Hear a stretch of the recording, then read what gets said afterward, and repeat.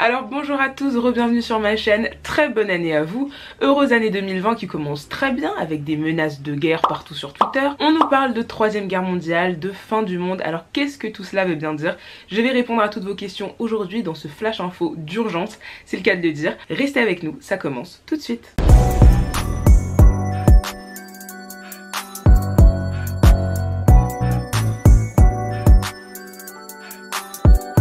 Alors pour commencer, petit rappel des faits pour qu'on soit tous sur la même page. Cet individu a été assassiné par un drone américain dans la nuit du 2 au 3 janvier. Alors qui est cette personne? Ce n'est autre que Qassem Soleimani, qui est bien plus qu'un simple général iranien. C'était le chef des forces Al-Quds, c'est-à-dire le bras armé du numéro 1 en Iran, le guide suprême, l'ayatollah Khamenei. C'était donc un homme très important en Iran, très respecté, très populaire, qui se chargeait non seulement de la diplomatie, mais aussi de la stratégie en Iran. C'était quelqu'un de très influent et de très éloquent qui se déplaçait en fait dans le Moyen-Orient pour partager, diffuser la parole iranienne. Il supervisait des combats, des batailles, donc c'était quelqu'un de très important, et donc c'est l'un des hommes les plus puissants d'Iran qui a été assassiné par les États-Unis il y a 2 jours maintenant. Car comme vous le savez, cette attaque au drone, qui a d'ailleurs coûté la vie à plus de 9 personnes, comme ils ont tout simplement bombardé le convoi de Soleimani, a été revendiquée de manière très assumée par les États-Unis. Donald Trump a même tweeté un drapeau américain pour bien faire comprendre que c'était lui et qu'il en était très fier. Et il s'est justifié par la suite en expliquant que le général Soleimani était une menace pour les États-Unis,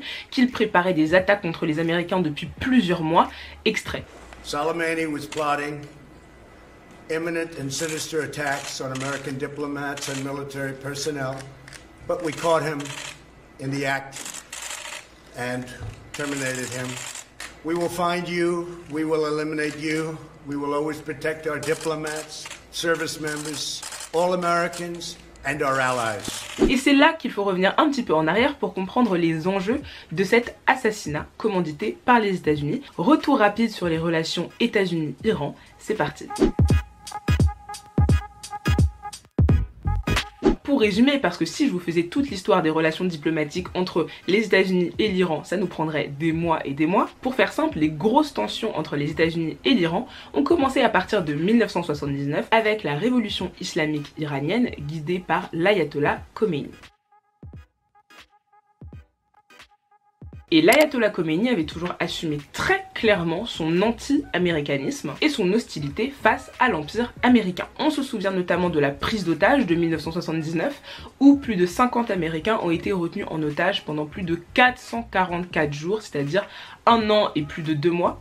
En Iran, les relations se sont encore plus aggravées depuis que l'Iran a lancé des programmes pour acquérir l'arme nucléaire. Donc pour les États-Unis, depuis l'époque Carter et encore pire sous l'époque Bush, l'Iran était un pays ennemi, anti-américain, dangereux et terroriste. Les relations commerciales entre les États-Unis et l'Iran ont de ce fait été stoppées pendant très longtemps, à base d'embargo, à base de grosses sanctions économiques votées par les États-Unis. Donc tout cela n'a fait qu'aggraver les tensions. Les relations ont cependant commencé à s'apaiser et à s'améliorer sous la présidence Obama, surtout lors de son 2e mandat de 2013 à 2017. On se souvient tous d'ailleurs du fameux coup de fil historique en 2013 entre Barack Obama et Hassan Rouhani, le président de l'Iran. C'était la première fois qu'un président américain appelait un président iranien pour s'entretenir. Donc c'était vraiment le symbole de l'apaisement de la situation entre les Américains et les Iraniens. Et de plus, tous ces efforts de paix ont abouti à l'accord de 2013, l'accord international sur le nucléaire en Iran, qui visait non seulement à accepter que l'Iran développe son nucléaire du moment où il le préserve pour des intérêts civils et de paix et non de guerre, mais aussi qui consistait à lever les nombreuses sanctions économiques qui avaient été votées par les États-Unis à l'encontre de l'Iran et qui permettaient donc à l'Iran de reprendre ses relations commerciales avec les États-Unis mais aussi avec le reste du monde et l'Europe notamment. Donc là, tout allait un petit peu mieux dans le meilleur des mondes. Mais qu'est-ce qui s'est passé? Quel a été le problème? Vous le connaissez tous. Tadam! Cette personne du nom de Donald Trump est arrivée au pouvoir en 2017. Donald Trump, en bon républicain, en bon successeur de George Bush, a décidé de mettre un terme avec la reprise des relations avec l'Iran.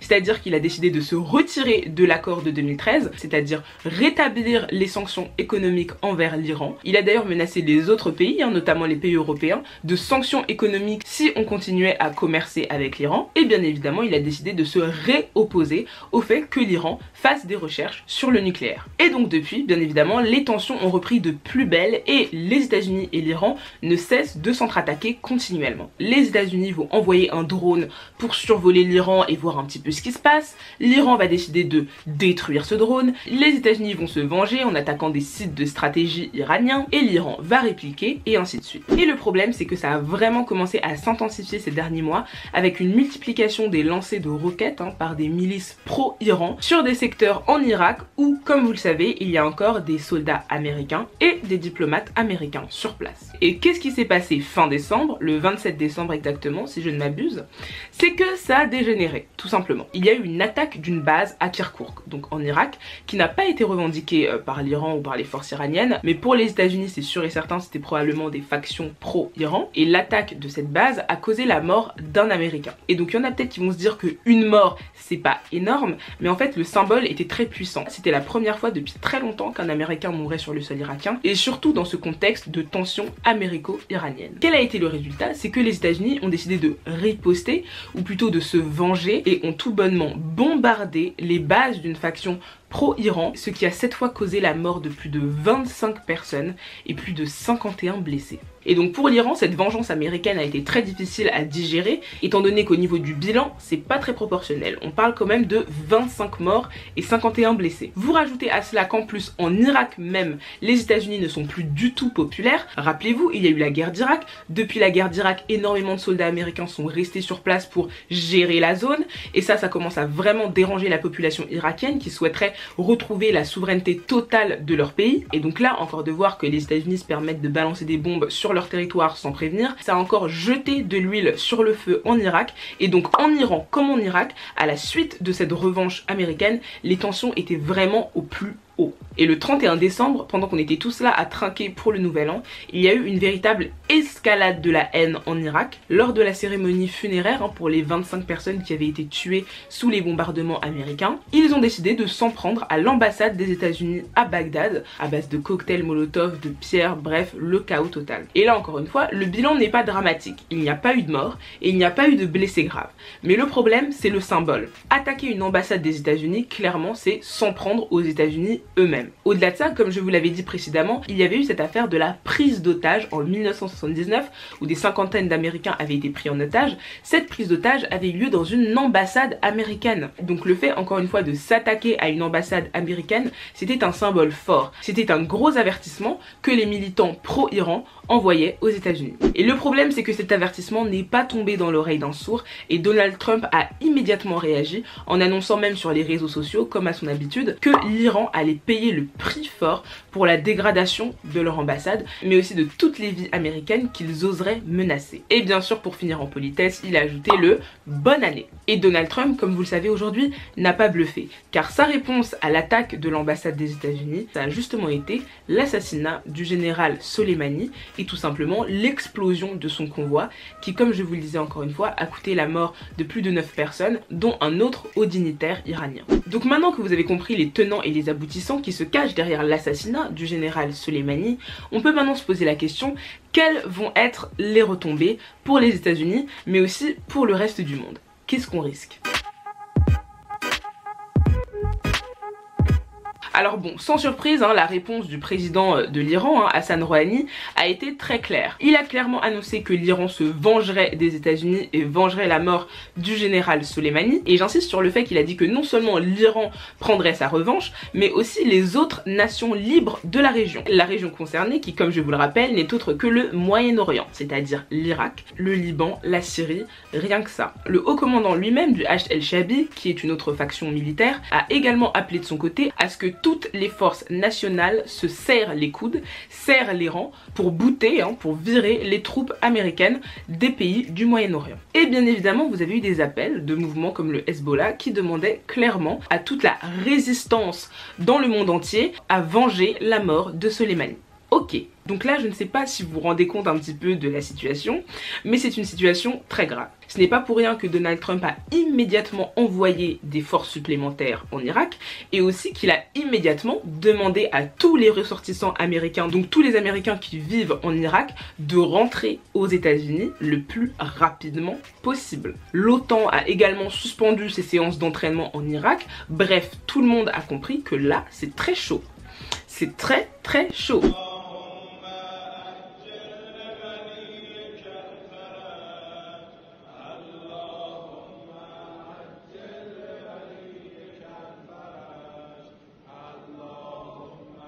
Donc là, ce qui est sûr, c'est que dans les prochains mois, il va probablement avoir des grosses attaques dans les ambassades américaines, dans les pays étrangers qui sont concernés par ces tensions, c'est-à-dire en Irak, au Liban, en Iran, c'est-à-dire dans la zone du Moyen-Orient. Mais bien évidemment, il y a des risques d'attaques et d'attentats sur le territoire même des États-Unis. Pour le moment, l'Europe n'a pas pris position, n'a pas pris parti, donc je pense qu'on n'est pas encore concerné. Mais dès lors qu'il y aura le moindre malentendu ou quiproquo diplomatique, sachez que nous aussi, on sera de nouveau sur la sellette. N'oubliez jamais que le slogan « Mort à l'Amérique » se transforme très rapidement en « Mort à l'Occident ». Donc encore une fois, on n'est pas en sécurité. Est-ce qu'on doit craindre le retour des attaques terroristes en Occident?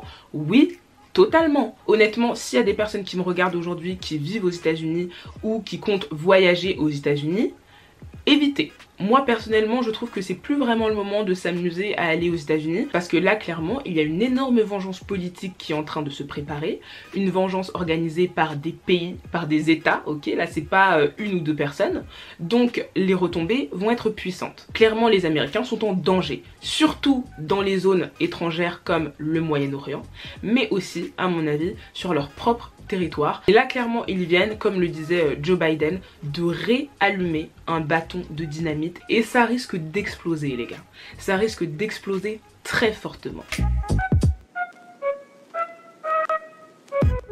Alors honnêtement je trouve ça un petit peu prématuré, voire exagéré de parler de 3e guerre mondiale, parce qu'honnêtement c'est pas la première fois que les États-Unis commettent ce genre d'actes irréparables, et ça ne s'était pas soldé pour autant en 3e guerre mondiale. Je vous donne un exemple qui n'était autre que le bombardement par les États-Unis en 1988 d'un avion civil iranien, le fameux R-655, c'est-à-dire que les États-Unis avaient bombardé un avion qui ne contenait que des civils, c'était pas un avion de guerre, hein. C'est un avion que vous et moi aurions pu prendre, et ça avait causé la mort de 290 personnes, dont 66 enfants. Donc c'était un incident extrêmement grave. Les États-Unis avaient dit que c'était un accident, que c'était pas l'avion qu'ils visaient, mais vous pouvez bien comprendre que là, c'était tellement grave que là aussi on aurait pu se dire, ils auraient pu déclencher une guerre. Et finalement non, il y a eu une grosse période de tension, puis des arrangements diplomatiques et on a réussi à s'en sortir. Mais par contre, c'est vrai que là on est dans une période particulière. On a quand même Donald Trump au pouvoir qui à mon avis va continuer à mettre du piment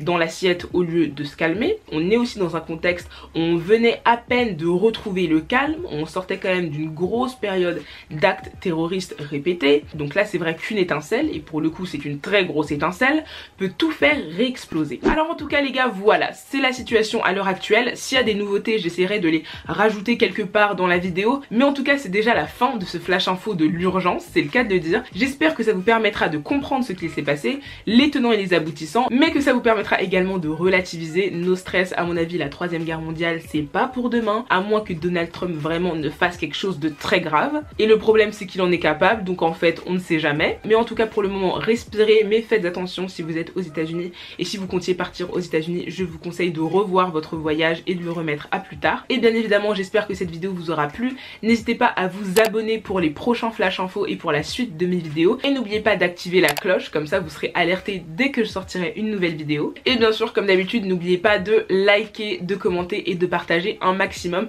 à toutes les personnes qui pensent que la 3e guerre mondiale commence demain et qui commençaient déjà à repartir à la salle de sport pour se préparer. Comme d'habitude on se retrouve pour la suite sur mon Instagram. Si vous avez des questions n'hésitez pas à me les poser directement sur mon Instagram, c'est là-bas où je fais mes directs, où je fais mes vidéos inédites, c'est là-bas aussi où vous retrouverez mes petites photos, mes petites vidéos, donc vraiment c'est l'endroit où me suivre au quotidien. Donc n'oubliez pas, mon Instagram c'est It's Crazy Sally, venez rejoindre la famille. Et voilà, en tout cas c'est fini, je crois que j'ai tout dit, donc maintenant vous connaissez la chanson, prenez soin de vous et on se dit à très bientôt pour une nouvelle vidéo.